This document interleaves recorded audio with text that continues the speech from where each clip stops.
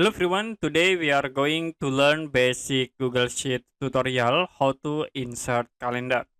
So as example, I will type in here, choose date, and you can right click, go to a few more cell action, and then you can choose data validation. Click plus add rule, and then you can change criteria. Like here, I will set into date is on or after, and you can click done.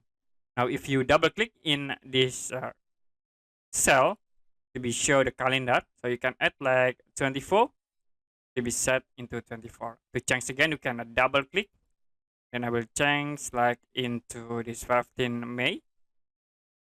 And that's it for a basic Google Sheet tutorial how to insert calendar. If you have any question about tutorial, you can comment below this video.